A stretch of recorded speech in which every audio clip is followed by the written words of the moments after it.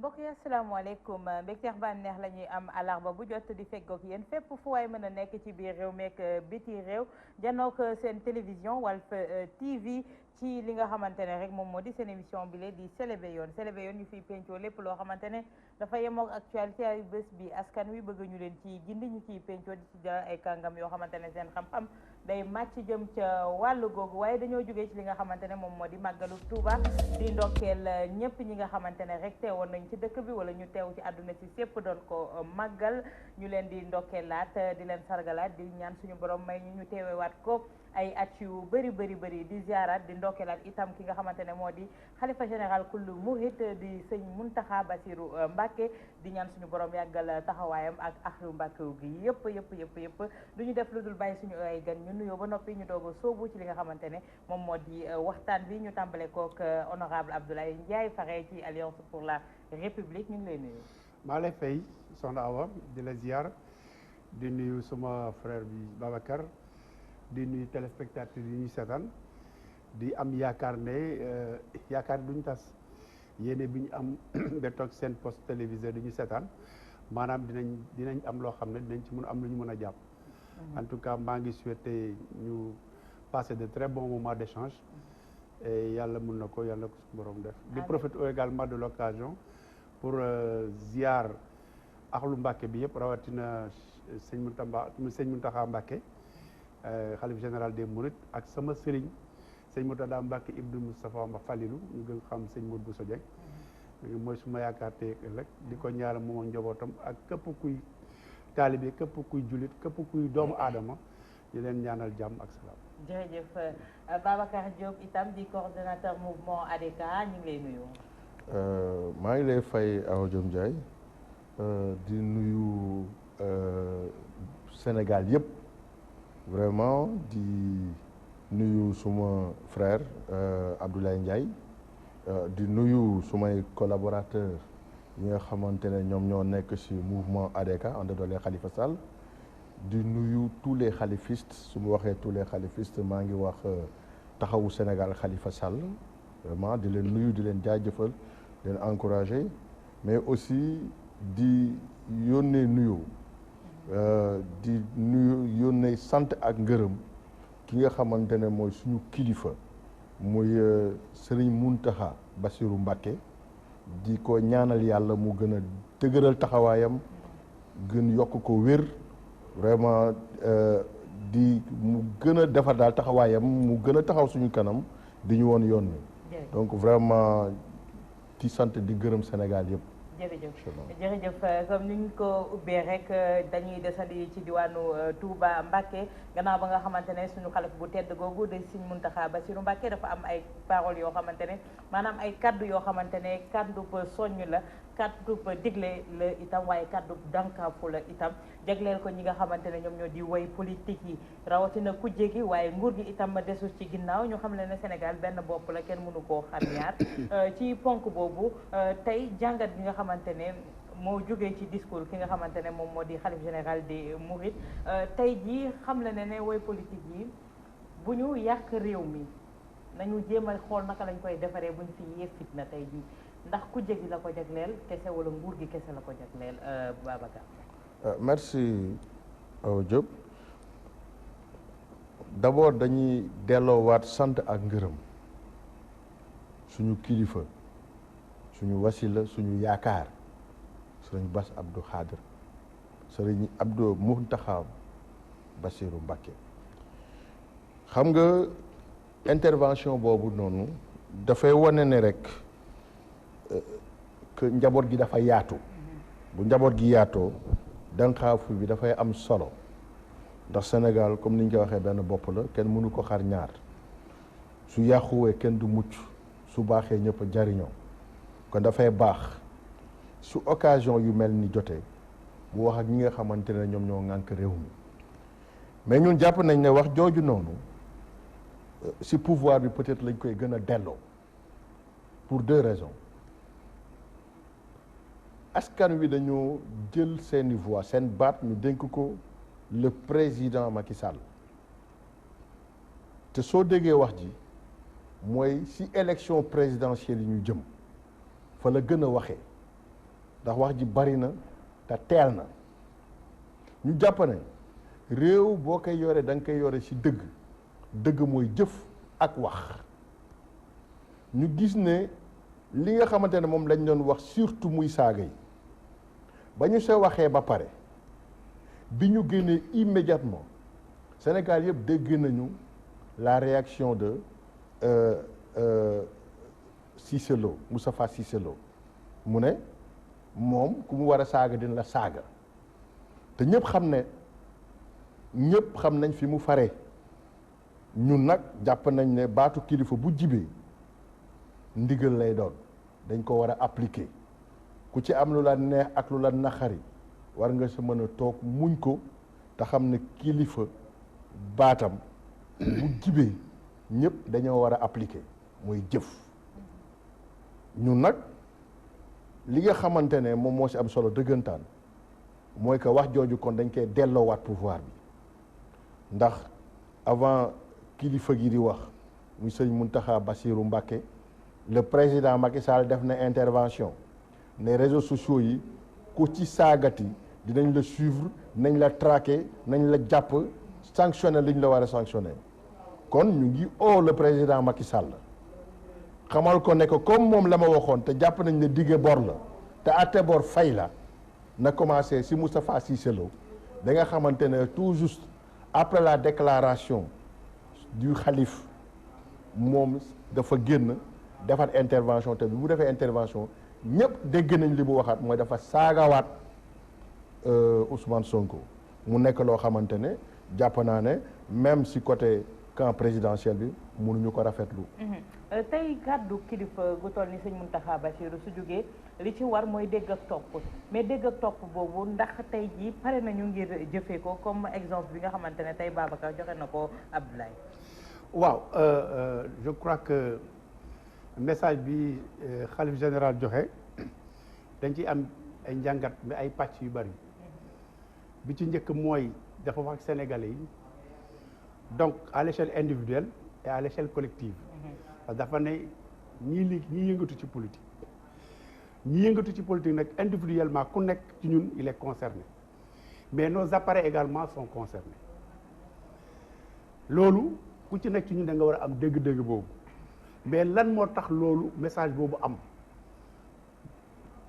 dañuy nekk lu yëngu rek dara ko yëngal tout est à une cause boo xoolee tey ni politique Sénégal bindoo ku am xel war nga tiit parce que boo jëlee appareil yi nga xam ne ci la ñuy yëngatoo bañ koy sas dafa am dañ ko sas mu méngoo ak réglementation en vigueur bi nekk Sénégal ay textes yi tënkuñu mais boo xoolee ci parti politique nga parcourir les objectifs yi ñuy viser émancipation sociale daf cay nekk formation civique daf ciy nekk donc disons que tey suñu toogee am def xayma bi gis ni comportement yi amee dañuy jàngat ne tous les partis politiques au Sénégal ont échoué boobu benn njàngat bi la ñaareel bi mooy ñiy animé appareil yi ñi koy animé ñan la ay sénégalais lañ ci kër lañ jógee nan la kër ga taxawal donc on convoque la cellule familiale yar bi mbedd bi la rue qui est une situation éducative daara yi maanaam école yi ak lieu de travail boo ci gis ay sénégalais bon teint politiciens yi ñu ngi nekk ci gox yooyu di ko liggéey donc le problème il est beaucoup plus profond comme ça comme ni mu demee donc li ñu mun jàpp mooy introspection ku nekk ci ñun toogaat xoolaat sa bopp tëju ne man est-ce que li ma réew mi di xaare est-ce que maa ngi ci tënku wala sama li ma intéressé ci laa tënku est-ce que c'est l'intérêt général ou bien l'intérêt particulier deux est-ce que sama parti li ñu may jëmloo méngoo na ak li réew mi soxla introspection boobu donc ci kër ci cadre fermé lay doon après cadre ouvert bi muy le parti loolu laa jàpp ne képp kuy sénégalais da nga war a taxaw seetlu téye loolu parce que le message est très fort te ñun ñëpp dans notre fort intérieur xam nañ ne loolu am na Sénégal léegi politiciens yi foog nañ ne ñoo moom réew mi foog nañ ne également que ñu ëpp xam-xam ci dëkk bi foog nañ ne ñoo am le monopole de la vérité le monopole des savoirs donc nag boo demee ba foofu dañ war a taxaw seetlu ma comparer loolu ak fi ma jógee barkaati démb benn dëkk boo xam ne ñoom dañu ne le citoyen prime sur le parti politique donc ñooñu am nañ jàngat ba tax tey li ñu leen di citer à travers le monde tey ñu yegg si foofu dafa am ay comportement yoo xam ne dañuy dissocier affaire bi lii réew mee ko moom ñun ñëpp dañ ci war a méng ko ànd ci lii bu xëccoo jotee nag ñu xëccoo donc loolu je crois que c'est un message très fort et di sant sëñ bi sëñ Mountakha jaarale ko ci porte parole am sëñ Bass Abdou Khadre te dégg naa sax ñu ne bokk na ci message yi gën a fort ci événement yu mel nii en tout cas daal sénégalais yi kilifa bu mag bi sas nañu comme sas nañu nag ñun ñëpp ku ci nekk na toog xool boppam kilifa gi sas nañu waaye suñu nee parti ñu méngale ko ak njaboot dañu naan le chef de famille en général soo demee ci kër le chef de famille moom mooy régenté moom mooy wax nii la ñuy doxalee moom mooy veiller ci yar gi moom mooy veiller ci li fay jib yëpp mais tey jii est-ce que au niveau des partis chef de famille yooyu démissionné wuñu wala du ñoom ñoo sookee yi nga xamante ne mooy dérive yi ñuy am ba kilifa gu mag mën a jóg ngir wax li ni mel. man jàpp naa ne boo jëlee exemple ñun suñu cas comme ni ko honorable waxee ñëpp xam nañ ne Khalifa Sall référence la ci yar ak lu ko nit mën a waxal rek Khalifa référence la très discipliné très pondéré du ñu dugg ci ay détails en tout cas ñun côté boobu dañ ciy sant yàlla xëy na li nga xamante ne moom la ñu war a wax mu nekk éducation de base ñëpp xam nañ ne parti politique yi dox daje la ou peut-être le responsable bi nga xamante ne mooy kilifa gi comme ni ñu ko waxee mooy le responsable national peut-être moom moo war a jël ay matukaayam ba nga xamante ne discipline de parti bi muy soxla ca kuréel bi muy yëngatu mu mën ko fa imposer malheureusement tey boo jëlee le cas des réseaux sociaux mu nekk loo xam lu nit mënul maîtriser la xëy na loi bi nga xamante ne moom la ñu bëgg a voter mu nekk une loi vraiment cette loi est antidémocratique pour man parce que fii ñu toll nii ci 2018 jëm 2019 vraiment ñuy voter ay lois yu mel noonu vraiment jàpp naa ne bokkul ci loo xam ne dafay avancer la démocratie ak Sénégal fi mu toll ci jamono ji ñu toll. li nga xamante nag moo ci am solo mooy ñu delluwaat ci côté discipline bu ñu delluwaatee ci discipline mooy andi apaisement mooy dal li nga dal dafa am ñaar yoo xamante ne daf ci am solo muy kaddu bi nit ki di wax di ko respecter ak jëf gi nit ki war a def mu koy def malheureusement tey jii nii ñun réew mi ñu nekk régime bi ñu nekk du ñu respecter kaddu te du ñu jëfee la ñuy waxee damay jël juste un exemple si suñu kilifa bi nga xam moom moo jiite tey ji Sénégal ñëpp xam nañ ne Macky Sall bi ñëw dafa ne juróomi at lay def deful juróomi at dafa waxoon ne la patrie avant le parti ñëpp xam nañ ne tey jii c'est le parti avant la patrie ñëpp waxoon na leen ne moom 25 ministres lay def tey jii ne mu ngi ci ay 80 et quelques ministres entre autres donc ne bokk na si yoo xamante ne pour man ay frustration yoo xamante ne mënut a jur jàmm ñu ngi jëm say élection ba léegi fichier électoral bi opposition mënuñu si jot tey jii ndax jàpp naa ne loolu bokk na si liy andi apaisement ci à la veille des élections présidentielles man jàpp naa ne déedéet kon jàpp naa ne apaisement boobu nga xamante ne moom la kilifa gi di oote si Macky Sall la war a commencer le président Macky Sall moom mu poser ay jalons yii tax ñu xamante ne kii kat li kilifa gi oote moom yëg na ko te mu ngi si def ay jéego pour que Sénégal mën a dal ndax fii ñu toll nii képp koo xamante ne citoyen sénégalais la je ne vous parle même pas d'un candidat képp koo xam citoyen sénégalais la fichier bi war nga ko am en papier ou en format électronique ñu jël ne tey jii nii recul démocratique boobu noonu nga xamante ne moom la Sénégal di observer muy ñu mën a jël tey jii référence si Abdoulaye Wade bi nga xam moo fi mujjee jógee Abdoulaye Wade à 6 mois des élections présidentielles de 2012 mais fichier yi ñëpp am nañ ko en numérique tey jii nii lan moo tax ba fi mu nekk ni en moins de 3 mois des élections présidentielles ñu téye suñu fichier ba pare naan dañuy xaar ay candidats yoo xam dañuy officialiser wu candidats yooyu c'est des citoyens mais citoyens yi nga xam dañuy voter c'est des citoyens bi nga xam du voter sax citoyen la donc fichier yi warul aajo si ay candidats à la candidature pour ñu génne ay fichiers une fois de plus te jàpp naa ne loolu yëpp dafa dëxëñ apaisement bi nga xamante ne moom la kilifa gi di woote ñu jàpp ne tey jii nii apaisement bu dee dañ koy ut jàpp nañ ne ñi nga xamante ne wax ji moom la gën a orienté mooy le président Macky Sall mu def ay jéego yu andi jàmm ci réew mi. Abdoulaye dañu gisoon fii Sénégal kilifa diine yi dañ daan yëkkati seen kàddu wax askan wi jëfee waaye tey jii néew na kilifa diine gu yëkkati kàddoom wax askan wi jëfee tey mu mel ni worma gi nga xamante ne ñu leen doon xaar ci askan wi tey worma googu demul ni ma ko waxee Babacar Sànq ndax du kilifa yi nga xamante ne ñoom ñoo jiite ñoom ñoo njëkk a sàggi worma googu ba noppi moo tax askan wi topp seen tànk. non c'est une crise des valeurs la rek. mais lan moo ko indi crise des valeurs bi li ko andi c'est xam nga. est-ce que du li Babacar wax kilifa gu dul sàmmonte kàddu kilifa gu dul jëfee li muy diggee woon taxul ba indi frustration boobu tey xam nga bu ñu bëggee débattre ci question boobu dafay laaj ñuy convoquer certains éléments xam nga boo seetloo il y a 3 décennies de cela cellule familiale dafa existé woon borom kër gi dafa amoon kàddu am na heure yoo xam ne doo gis xale ci mbedd buñ la mayee sax 100 francs boo ñëwee da nga koy justifier aujourd'hui ce n'est plus le cas tu vois une jeune fille dans la maison qui sort bu ñëw tendre 10 000 francs à son papa ou bien à sa maman il y a de cela 3 décennies loolu amu doon pourquoi télé yàlla xam nga boo xoolee entre le nord et le sud maanaam boo jëlee réewu taax yi ñuy wax les pays européens comparé ñun ñoom pour ñoom dañu bëggoon noot rek ñi ñuy noote nag dañu andi phénomène yu bëri gis nga préscolaire jardin d'enfants boo gëstoo histoire xam nga bu njëkk Sénégal boo juddu woon rek am yenn at rek da ngay dem daara jàngi ba sa âge moo dot nga dem jàngi école mercredi nga dem jàngi samedi weekend nga dem jàngi war alxuraan booy def CM2 dafa doon fekk nga alxuraan du nekk sa dënn nga xam la sa borom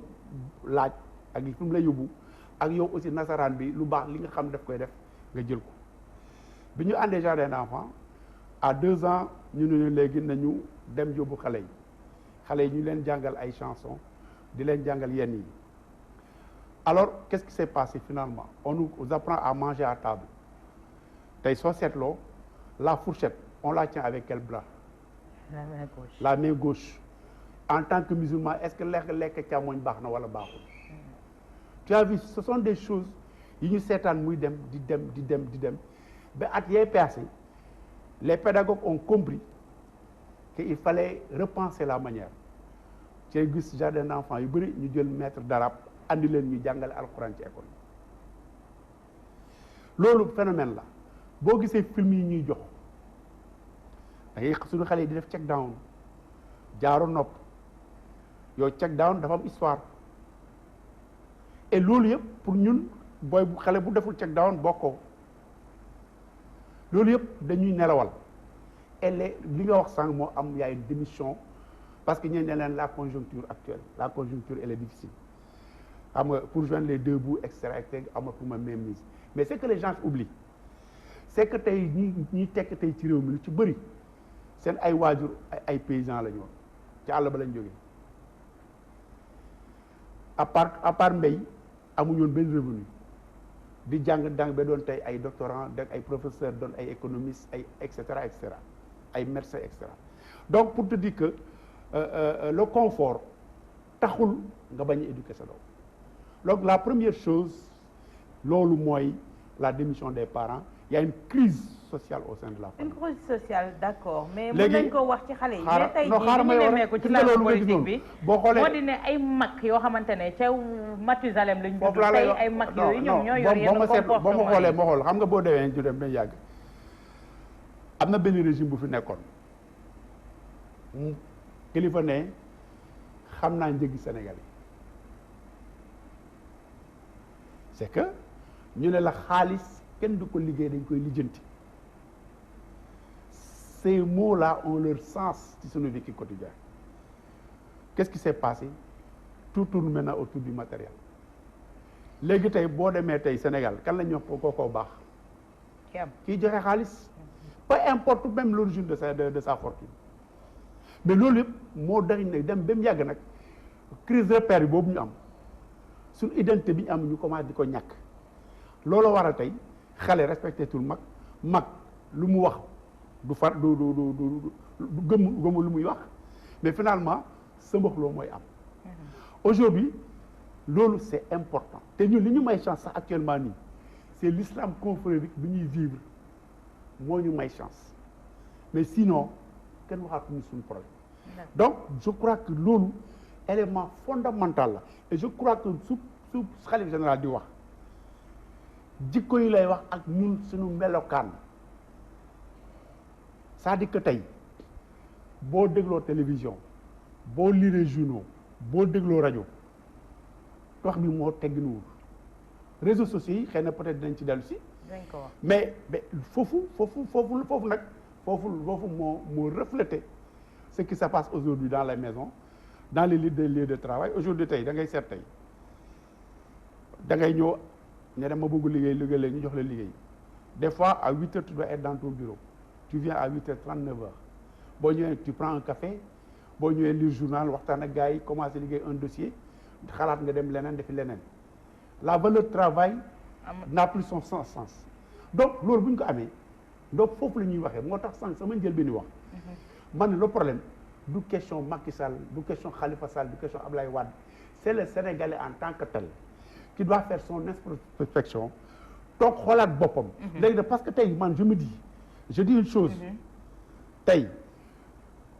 politicien bi tey quelle que soit sa fortune bu duggee ci quartier fekk quartier bi ay des gens valeureux xam niñ bëgg mu ñëw génn xaasam ñu ne ko ñun soxlawuñ lii ñun développement lañ soxla parlons développement je crois qu'il sera obligé de repenser sa manière de faire. mais tey Babacar ak li Abdoulaye énuméré yëpp est-ce que tey nos gouvernants amuñu ci benn part de responsabilité mi ngi wax sànq benn dëkk boobu njiit li moo ñëw indi coppite ci wàllu comportement yi parce qu'il a brandi le bâton mais tey kon est-ce que gouvernants yi amuñu ci benn part de responsabilité. merci ndax soo xoolee Ghana xool Kigali bi muy wax sànq yooyu yëpp li ko indi changement bi li ko indi changement de comportement yi li ko indi mooy am ay njiit yoo xamante ne gëm nañu seen bopp am nañu lu ñu bëgg xalaatuñu ger nit pour àgg fenn fi pour mën a éduquer seen peuple. waaw non merci man la ma waxoon rek moom laay waxaat ñun dañoo bokk ci ñi nga xamante ne dañoo gëm ne effectivement. gouvernement yi mooy les hommes politiques dama ne boo koy xayma bu dee 100 la 90% yi seeni responsabilité la ndax seeni jikko seeni jëfin seeni doxalin moom moo tax ba sénégalais yi tey jii boo jëlee si 15 millions d'habitants sénégalais yi boo jëlee 13 millions d'habitants yi gëmatuñu sax les hommes politiques ndax comme ni nga waxee noonu effectivement ci gouvernement yi la mën naa jël exemple tuuti léegi bi may jël exemple suñu kilifa gi nga xam te ne moom mooy jiite réew mi tey jii muy le président Macky Sall xam nga bu ne le patrie avant le parti la patrie avant le parti mu ñëw ne sama rakk bi ma bokkal du ma ko signer jamais décret mu nekk ay wax yu bari yoo xam te ne lépp dafa woroo ak li nga xamante ne après mooy li nga xamante ne mooy doon ay jëf kooku nga xamante ne moom mooy kilifay réew mi ak ku mu mënti doon rek tey ji boo jëlee si wàllum zahir adduna Macky Sall mooy c'est le premier sénégalais et comme on le dit le premier sénégalais comme on le dit charité bien ordonnée commence par soi-même mu nekk ci koo xamante ne moom moo war a nekk la première référence des sénégalais su dee kooku noonu moom moo am problème pour respecter ay kàddu mu ñëwati tuuti ñu duggaat tuuti ci wàllum guerre boobu ñuy wax muy la corruption ñëpp xam nañ ne tey jii transhumance bi nga xamante ne moom la sénégalais yi di instruire mu nekk loo xamante ne c'est du jamais vu te ñëpp xam nañ lan mooy base du transhumance c'est la corruption et l'intimidation ñaar yooyu dong mooy transhumance koo xamante ne dañ la jàpp ci ay luxuur nga war a ñëw wala ñu yóbbu la ci mbaam bi tëj la wala nga nekk koo xam da ngaa bëgg xaalis ñu daal lay guerre nga daal di ñëw fekk ci ko mu nekk loo xamante ne tey ji sénégalais que tu sois partisan ou pas kenn mënu ko rafetlu ndax ki nekk ci biir kër Macky Sall kooku loolu neexu kon ndax dañ koy dindi teg fa keneen koo xamante ne du mérite wala koo xamante ne dafay nekk ay ati at doon liggéeyam ñu andi keneen teg ko ci kaw mais baaxul sax suñuy doom yi nga xamante ne tey jii nii ñun moom la ñuy yar ba nga xam ne day dem ba nga xamante ne lii day nekk lu naturel si ñoom te loolu bokkul si lu naturel parce que pour man képp koo mënti foo mënti nekk li olof Njaay naan say noonu démb suñu nangoo tey seen pexe moo jubul tey jii ñi nga xamante ne ay transhumants yëpp lañu ñu nekk ñoo xamante ne c'est des milliers et des milliers de personnes yoo xam ñu ngi leen di enregistré nañu xamante ne bokkul ci loo xamante ne dafa nekk référence ci askanu Sénégal bi nga xam même du dee duñu ay politique ñu ngi toog seen kër di suivre mu nekkaat leneen loo xam dafa am solo nit ki pour nga wax ko mu déglu la wala nga jëfloo ko mu def dafay fekk nga nekk nit koo xamante ne dafay jafeloo am ñu am lu ñu la reproché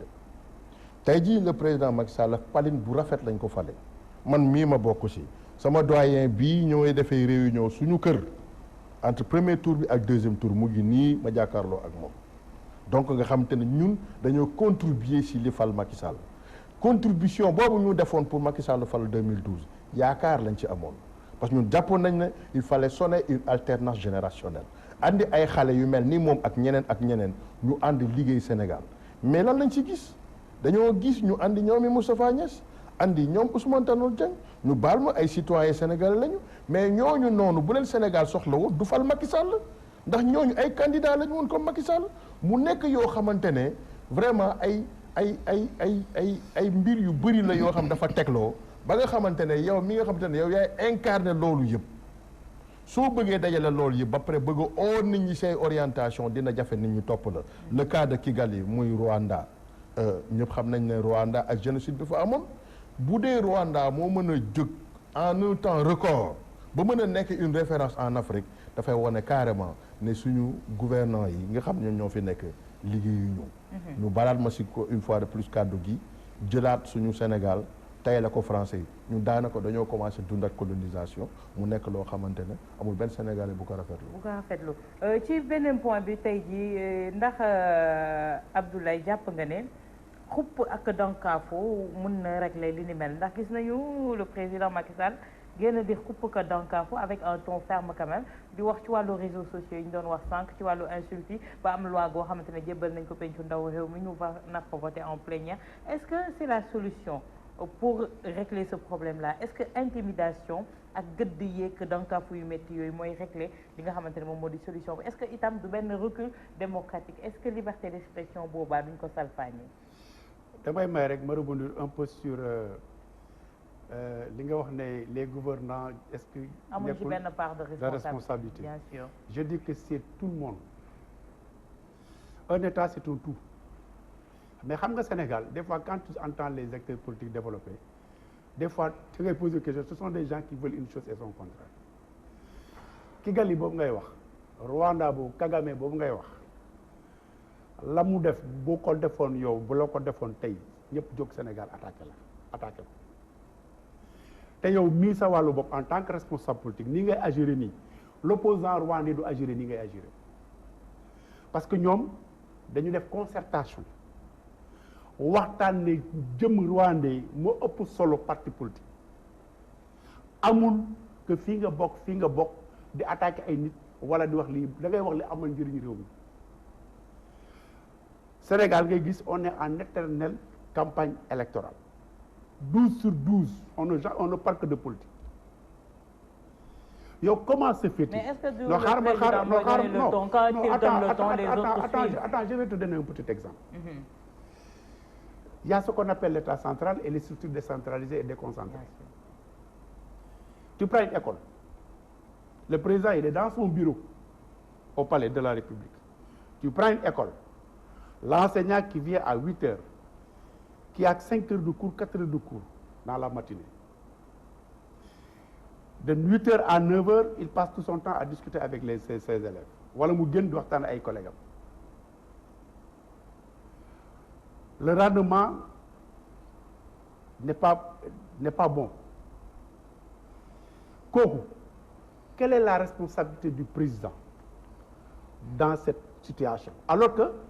il y a le directeur qui est là, qui est dans son bureau aussi, qui n'est pas censé connaître ce qui se passe ci saa si ce qui se li xew ci classe les codes de contrôle également noonu ba muy dem ci président de la République tey boo jëlee Kigali ba muy wax le Rwandais dafa def autocritique am def signer un contrat social un contrat moral ne la man en tant que Rwandais du ma sànni ci dara kayit ci mbedd. Mais c'est le chef qui a donné l'exemple. Non, le chef n'a pas donné encore xoolal man je te dis j'ai assisté. Par exemple suñu weesoo Rwanda boobu ñëw Ghana avec Ghana non mais jël moo éduqué les Ghanéens. Non attends mais tey qu'est-ce qui se passe au de ce fait affaire de njiit la. non xaaral qu'est-ce qui se passe ici tey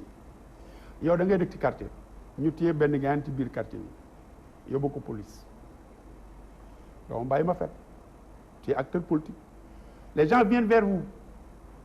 pour demander un service ils viennent vers moi pour demander un service ils vont ailleurs pour demander un service ils vont chez le chef religieux mais dans ces pays-là loolu amu fa c'est-à-dire que moo dama leen le problème il est plus sérieux que ça c'est-à-dire que moo tax ma ne pour yombaloon mbir mi pour une meilleure compréhension c'est le Sénégalais ci boppam moo war a toog xolaat boppam te tey boo demee tey nga négocier kilifa ba fa nekk am lu mu la rusé da ngay ñëw tey beneen ma jox la beneen exemple da ngay ñëw toppatoo benn papier tu vois une queue tu es une autorité tu viens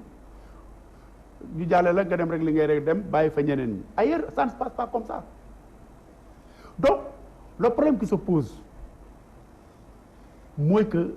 c'est en vérité les comportements de manière générale. D'accord. léegi nag maintenant pour revenir aux réseaux sociaux. dégg naa mu ne c'est une loi antidémocratique mais moi je ne sais pas qu'est-ce que les Sénégalais veulent.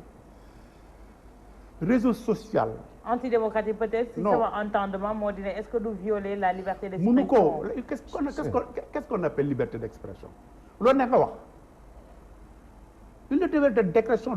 d'expression dañ ko war a encadrer. mais Moustapha Cissé Lo en est une parfaite illustration man je n'aime pas les hommes man on m'a posé c'est un exemple xam dama la déglu ngay wax man on m'a dañuy philosopher il y a une question qui est là dañuy joxe ay arguments avant ñuy wax individuellement di wax ay nit présentement nii le cas de Moustapha Cissé ne m'intéresse pas. c'est un exemple non xaar ma je soulève mais dama la ne. comme vous avez pris Kigali et. non Kigali dama la ne. exemple la xëy na bu ñu génnoo xam nga man j'ai eu la chance toog le ministre de la gouvernance locale du Rwanda di wax may dégg transformation socio-économique boobu fa ñu jógee ak fi ñu yegg si tey on peut le faire au Sénégal mais chacun de nous day sacrifier wu. à commencer par le président non attends ok d'accord comme tu voudras. xoolal mais dama la ne pour réseaux sociaux yi un réseau social c'était quoi lan moo taxoon jóg la vocation première c'était quoi. C'était pour permettre aux gens de s'exprimer, d'échanger autour de l'essentiel. Awa Ndiaye, elle est journaliste, moi je suis profane en la matière, dama ko gis télé mu bokk ma demandé ko ami muy wax may waxtaan ak moom ci journalisme comment quels sont les bienfaits comment on peut arriver à être journaliste yu ma wax sama profession et cetera luy dem di dem njëriñ di feeñ mais qu'est-ce qui se passe maintenant da ngay ñëw xoolal parce que il y a deux phénomènes dans le ci réseaux sociaux les sites ak les individualités boo jëlee individualité mais damay xool Babacar neexuma ma dem ni ko fang wax ko loo xam ne mais j'oublie que Babacar a une famille il a des enfants il a une épouse am na yaay am na papa am na ay mbokk réseaux sociaux sites yi lu ñu dégg ne ko fang sans pour autant faire de même des recherches. mais léegi nag ñu ne la léegi la loi. maintenant dañ koy encadrer maintenant.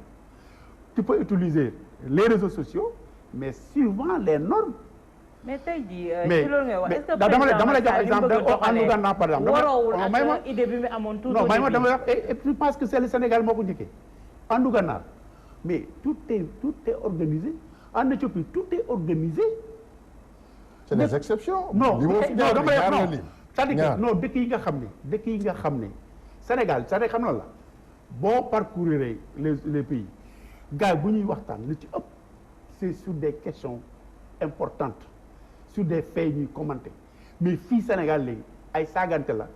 ay weerante la mais réseaux sociaux su nekk loolu ko tax a jóg on n'a qu'à arrêter. mais tey le président Macky Sall autant moom moo waxoon la magie du clic va prendre le dessus sur la magie du fric et des flics tey mu am benn taxawaay bi et les gens ne comprennent plus est-ce que c'est à son du nekkul ci avantage am moo tax muy wax li ni mel moom moo tax mu bëgg a jël mesures yi soxna si xam nga à la veille des élections soxna si non attendez je crois que il faut rendre un service aux populations Babacar nañu bàyyi sunu costume sol et rendre un service aux populations bu ñu bëggee argumenter en tant que léegi membre d'un appareil rek on force le débat moi je crois que c'est un problème très sérieux qui concerne l'ensemble des Sénégalais et concerne l'avenir du pays dama leen aujourd'hui kuy xool réseaux sociaux yi boo nekkee nit tu n'es pas content léegi nag le problème qui se pose man on n'a pas dit qu'on va arrêter on va demander aux gens de surseoir dañu ne dañ koy encadrer tey Awa Diop Ndiaye kenn amatul droit tëb dimbali lu ko neex ci yow kazalika man kazalika moom mais loolu bu ñu ko defee c'est un pas par rapport à pour régler la question de la dégradation des mœurs loolu c'est important foofu nag laay waxee ne c'est un travail qui doit concerner l'ensemble des acteurs politiques et l'ensemble des citoyens sénégalais. Est-ce qu'il ne fallait pas discuter avec l'opposition? Non, xam nga voilà justement xam nga le problème qui se pose c'est quoi xam nga ñun nos problèmes c'est quoi xam nga tey projet de loi bi dafa nekk dans le circuit. L'APR moom vous décidez seul, vous vous trompez toujours seul. Non, on se trompe jamais. Xam nga le problème qui se pose c'est quoi? Des fois on vous désinformer les Sénégalais. Vous ne donnez pas la bonne information. yaa ngi ni tey su ma la waxoon projet de loi bi lan moo ci nekk doog ma ko wax. Projet de loi bi. loolu moo lay wan ne. vous ne communiquez pas avec les populations. yow nan ngay jëlee loi boo xamante ne daf may engagé man ba peut doon leen communiquer. ba tax ma ne la bon donc bu xamoon nan la état di fonctionner. état nu muy non xam nga tey jii par exemple askan wi waroon nañ leen mën a informer pour leur dire que ne du lu métti wala du lu. non xam nga un projet de loi xam nga un projet de loi dafay def circuit tous les services compétents dañ ci am wàll. fi mu nekk nii bu demee ba ñor day dem secrétariat général du gouvernement ñoo ñooy préparer mbir mi mu doog a dem conseil des ministres bu ñëwee à l'assemblée c'est un projet de loi foofu nag laa ne foofu laa d'accord ak yow ce que le député doit faire mooy regagner les communes regagner les villes discuter avec les populations sur ces questions-là. Et c'est ça le travail qui doit se faire. Parce que ba fii moo nekk nii ça concerne l'exécutif. Et l'exécutif a des services un peu partout. Xam nga y a une commission nationale des données personnelles qui gère les services de sécurité. Ils ont un dispositif bu leen di permettre di xam lu bari.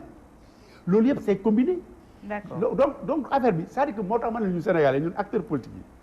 il faut ñuy nangu di dem di informer wu di renseigner wu à quel moment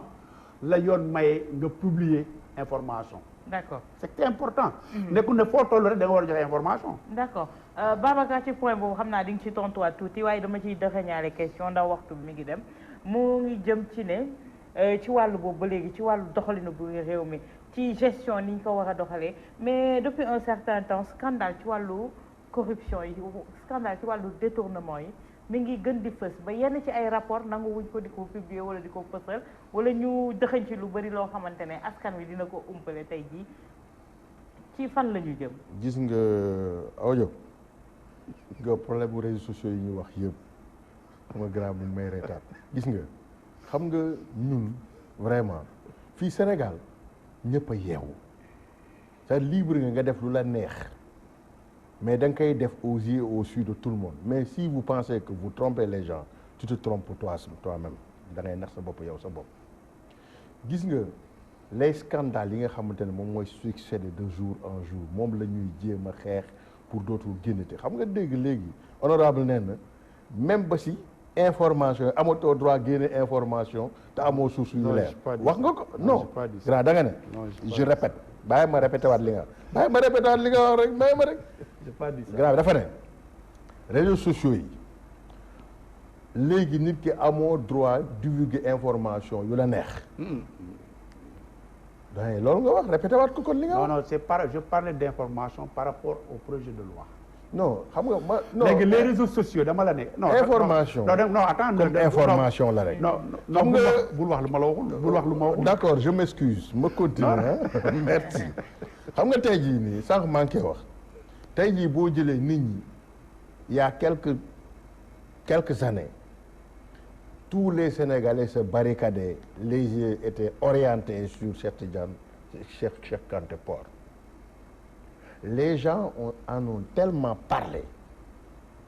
kenn musul dégg ñu wax ci affaire u Cheikh Kanté ba niñ ko génnee port daal di koy yóbbu présidence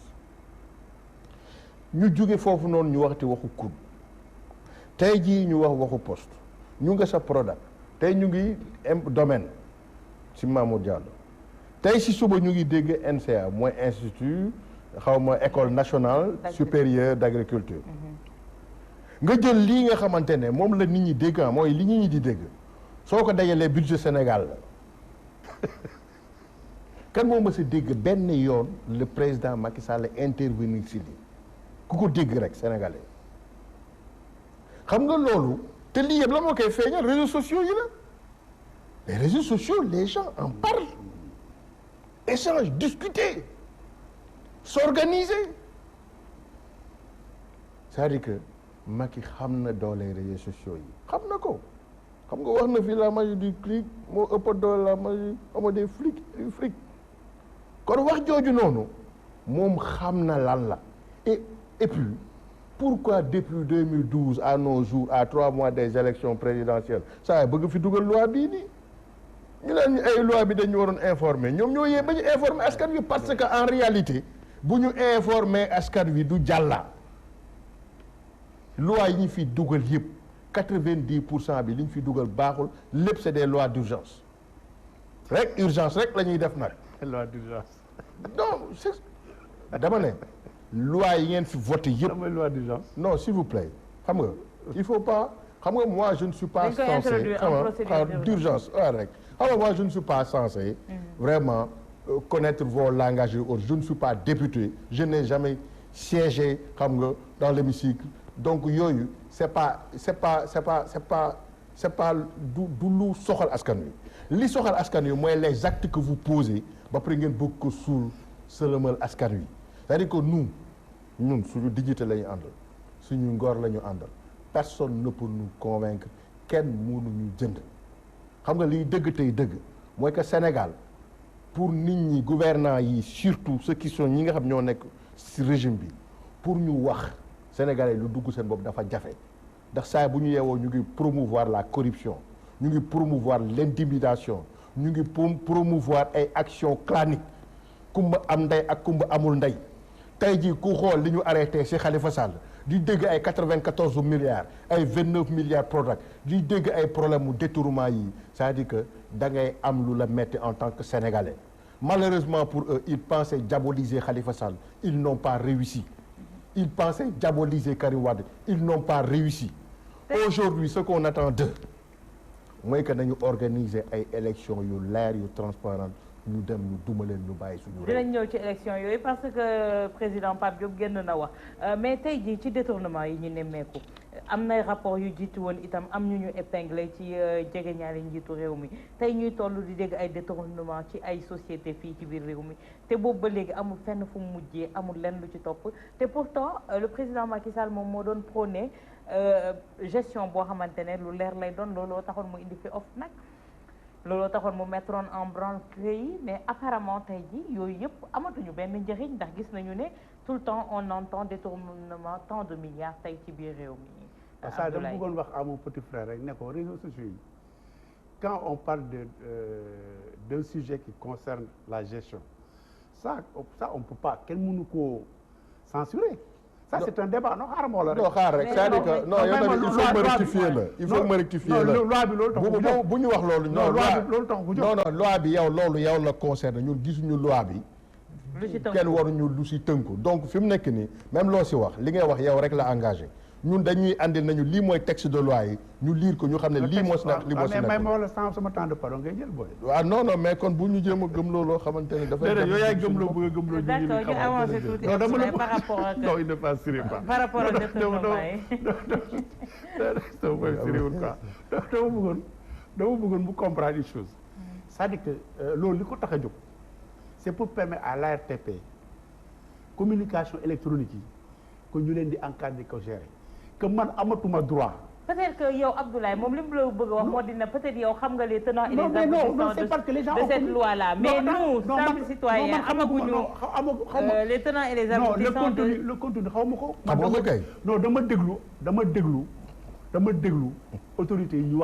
ñu wax à travers les médias ma tënk j'ai compris. mais maintenant par rapport maintenant au détournement xam nga je crois il faudrait qu'on fasse beaucoup attention dans ce pays-là xam nga man su ma nekkee yore direction en service de contrôle ñëw inspecté ma day def un pré-rapport jox ma man pour ma jë andi ay éléments de réponse mais souvent qu'est-ce qui se passe c'est ce pré-rapport-là moom la gars yi di génne di ko jox presse bi moom la gars yi di génne di ko jox presse bi alors que le concerné joxeegul ay éléments de réponse à ça pour ñu mun a xam concrètement qu'est-ce qui s'est passé pour le document final ñu mun ko jëbbal à qui de droit donc vous savez donc le problème qui se pose c'est que loolu yëpp dañuy andiwaat Sénégal ni jikko yi yàqoo aujourd'hui man je suis contre le détournement de deniers publics ak foo mun a doon ak koo mun a doon. mais est-ce que tey jii vous êtes conscient que ça existe. non déggoo li mu la wax dama la ne Sénégal l'association du coin sax du quartier boo joxee xaalis sax gars yi suñu amee possibilité lekk ko donc la notion de détournement kenn mënu ko écarter ci dispositif bi ñu fi teg Sénégal man néew ma dama la ne ak koo mun a doon ak foo mun a bokk moi je suis contre alal réew mi nga jël di ko utiliser autrement. D'accord. À d'autres fins. Donc loolu yëpp pour andi ko nag ñun en tant que ñun ñi nga xam ne dañu jël encore pour dire que ah man de sama bopp laa xam man de bi ma duggee ci politique ba léegi kenn mësuma gis may wane kanam boo xam ne ñeme nga ñëw ne yaa ngi may convaincre pour ma def naka su dul noonu sama baat ca kaw j'ai des principes est ba may sangoo suuf principe yooyu dama koy gëm. yow mën nga am principe bi. non xaaral non c'était la grande majorité. parce que non parenthèse la woon. kenn benn ngay nekk ci téeméer wala ci junni. non parenthèse la woon par rapport ak moom bi muy soulever problème yooyu pour wax ko ne noonu de la même manière moom muy wax loolu di ko revendiquer man noonu laa koy revendiquer et samay morom yu bëri noonu lañ koy revendiquer c'est xam nga Sénégal dañu am benn habitude bu doy waar quand je suis de la mouvance présidentielle tous les opposants sont mauvais. Quand je suis de l'opposition, je suis plus fort que ceux qui sont de la mouvance présidentielle. Sénégal loolu moo fi am. kon da nga jàpp ne xamale boo jëlee loo xamante ne ay rapport ñoo ko produire xam nga tey boo jëlee tey transhumance par exemple. Ceux-là qui quittent le pouvoir et qui viennent dans l'opposition on les taxe jamais de transhumants. mais la parce que ñooñu mànguwuñu demuñu ci ñax bu verte bi opposition xam nañ ne dara amu fa ca nguur ga la ñax bu verte gi nekkee pourtant am na des gens qui regagnent la mouvance présidentielle te soxlawuñu dërëmi mouvance bi mukk comme tu veux mais je te parle en connaissance de cause comme tu veux parce que xam nga tey mun naa la expliquer ay cas ay cas mais tey dama la wax rek léegi pour par exemple au détournement yi dama la ne man xam nga fa lay jàppee détournement qu'on me présente un dossier finalisé boo amee dossier bu ñu finalisé ñu ne kii dafa détourné ñu bañ ko téye je suis contre cet acte là d'accord dañ ko war a téye tey ñu resté ci point boobu laataa ñuy ñëw ci wàllu élection yooyu gis nañu ne le privé national ñi ngi tàmbali di casse ndax gisoon nañu français yi entreprises françaises yi ñëw en masse ci réew mi tey c'est les entreprises allemandes ñoo nar a ñëwati en masse gis nañu entreprise turque entreprise marocaine yi tey privé national bi ñoom ñi ngi génn il donne de la voix pour dire que ne tey ji ñoom nag le président Macky Sall naxasal na seen secteur te tey moom moo waroon suqali secteur boobu au lieu de dem di suqali l'Hexagone. gis nga Awa Diop Sénégal li fi nekk soo fi yeewoo di ko lim da nga fay fanaan ba benn jour bi fekkaat la fi man li may laaj tey jii nii sénégalais mooy ban secteur mooy dox man waxuma ban secteur moo paralysé wu damay laajte ban secteur mooy dox du élèves yi du enseignants yi du santé du justice fenn doxul. C'est grave ça. Non, c'est ça la vérité. Non, c'est pas vrai. Non, ça se voit que vous êtes de la mouvance présidentielle. Am na yéen ci climatiseurs yi oto yu baax yi. Non, mais c'est ça la vérité. dama ne nous on est là pour défendre les intérêts du peuple. dama ne saa boo yeewoo santé bi mu ngi yuuxu barke Demba Ndiaye maa ngi dégg Sidiyé Ndiaye da ànd ak gëstu liñ leen waxante woon ak état bi respecté wu ci dara. 13e plan d'action. donc ñun sosuñu ndax si télé la ñuy waxee une fois de plus. grand nous ne sommes pas là sànq wax nga ko ne bu ñuy wax nañu waxal askan bi su dee dañuy waxal askan bi nous ne devons pas avoir des positions partisanes dama ne li ma wax loolu mooy li nga xamante ne moom la Sénégalais constaté ban secteur mooy marché justice bi mu fiy grève fii nii récemment yaa ngi fi maa ngi fi santé bi ba léegi nii ñu ngi grève étudiants yi pareil enseignants yi li nga xam moom lañ leen waroon dugal muy seen 15000 francs yu mujj yi ñëpp dégg nañ ñu ngi koy ñaxtu defuñu ko xam nga lan mooy dëgg. Ah bon? Ah si. Il faut avoir une autre lecture de la chose. Non dama ne. mais tey ak ñun li ñuy constaté la li ñuy constaté. te ñun li ñuy constaté mooy ñi nga xamante ne acteurs yi nekk ci secteur yooyu noonu ñoom ñoo koy wax. mais tey jii donc ñun dañu toog fii pour waxal ñi nga xamante ne seen baat joteewul ci kaw. mais tey jii Babacar ak secteur privé bi. ñoom jafe-jafe yi fa laa doon jëm ni rapidement xam nga sànq si biir wax ba nga la naan ñun daanaka dañ ñoo delloowaat si colonisation parce que boo xoolee tey jii nii lépp loo xamante ne liggéey la li nga xamante ne les entreprises privées yi nga xamante ne sénégalais yi ñoom ñoo ko doon jël muy nekk loo xamante ne dafa doon jariñ nit ñooñu jariñ Sénégal tey jii ñu ngi koy jox occidentaux yi que ça soit muy Turquie muy marocain yi muy français yi muy chinois yi bu tey jii di dégg nañu suñu camarade bi nga xamante ne mooy Bougane Gueye Dany di yuuxu si affaire si autoroute Ila Touba bi ba nga xamante ne ndaraan sax Chine lañ ko jëlee donc lépp dañ ko importer jëlee ko Chine andi ko fii Sénégal mu nekk loo xamante ne je pense que tali sénégalais yi am na ay entreprise sénégal yi ko mën defar fii c'est mu ngi fi entre autres donc une fois de plus li nga xamante ne moom mooy réalité bi mooy que lépp loo xamante ne koom-koomu Sénégal la Macky Sall daf ko jël joxe ko ñeneen ñoo xamante ne duñu ay doomu Sénégal. donc les Français et les Allemands. au détriment du privé national. Non, tu sais, les Turcs, xam nga le problème. les Marocains. Non, même je vous en prie. xam nga sur ce plan-là damay nekk à l'aise parce que les privés nationaux ñoo dem ba constater passivité bi di nekkoon. Ils ont créé un club dirigé par le directeur général de la Sedima, Babacar Ngom. lu andi club boobu parce qu'ils étaient là dans la passivité. Sénégalais les nationaux ñoom ñoo wax tout terme boobu. mais tey ñoom ñoo gën di kaas itam non dañu gën kaas après ils se sont rendu compte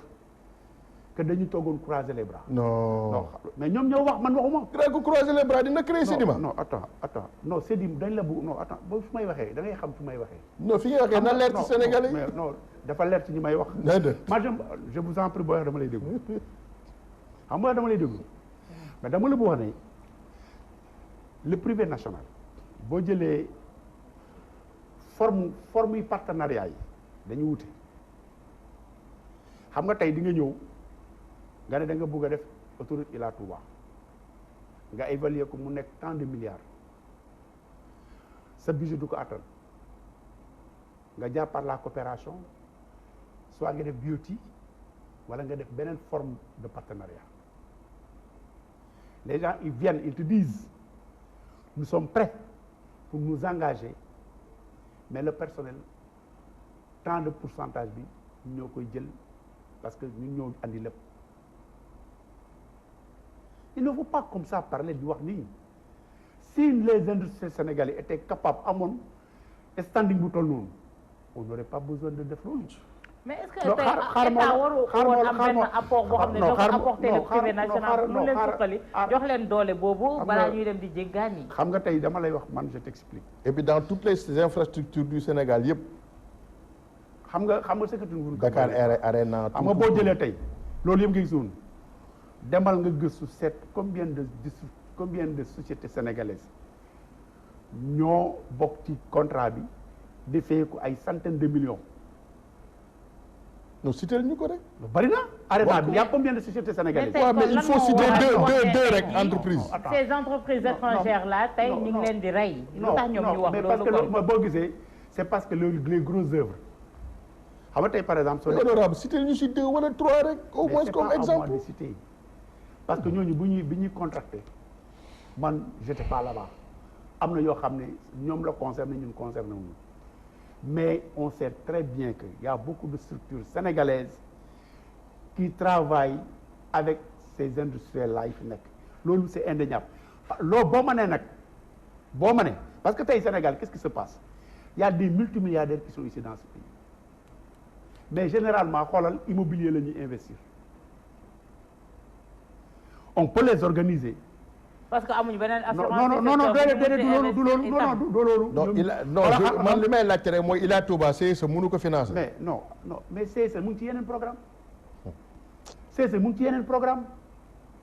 demal en Casamance CSE est un peu partout. d'accord c'est-à-dire dama bëgg. rapidement heure bi xoj nañu nga may ma une chose. c'est-à-dire que bu ñuy discuter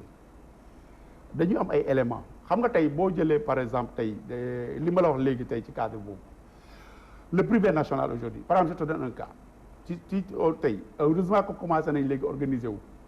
parce que tey tu prends un Youssou Ndour tu prends un Cheikh Amar tu prends Ahmad Amer nga discuter ak ñoom par exemple la question de la Sonatel ces gens-là est-ce que vous ne pouvez pas vous organiser en holding Yérim Sow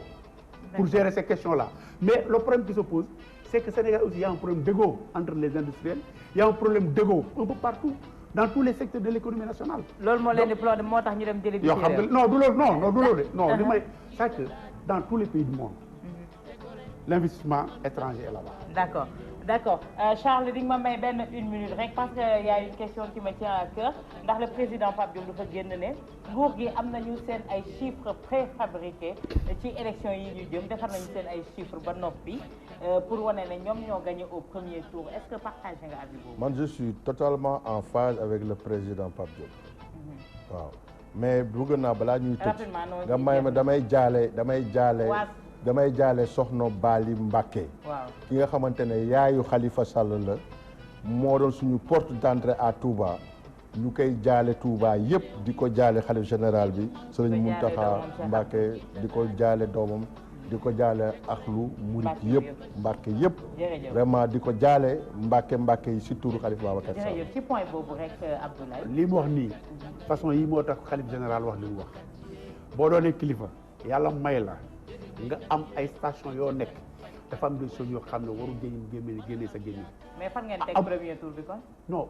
xam nga tey le problème qui se pose jële parrainage bi. mooy seen non du question loolu xam nga ñun. parrainage bi y a rien de clair xam nga y a le jeu démocratique. xam li ñuy wax la guerre des zones. d'accord xam la guerre des zones. merci tey ñun ñëpp ku ci nekk da ngay ne. je gagne lii je gagne mais loolu c'est le jeu démocratique. d'accord mais li xew suba yàlla rek a xam. merci te ñun yaakaar nañu on va gagner au premier tour. pour la République Babacar Diop fare ci mouvement ADK ànd dooleel Khalifa Sall di jaajëfal bu baax Oustaz Assane Diouf mi nga xamante ne moom moo fare woon ci coordination bi du côté de la régie et de la réalisation technique Charles René Fall merci ñu leen di jaajëfal yéen ñi safoo leeru jamono Walfadjri dig daje àllarba bi di ñëw bu soobee suñu borom di leen ñaanal fanaanu jàmm ak salaam te di ko sàkku ci yéen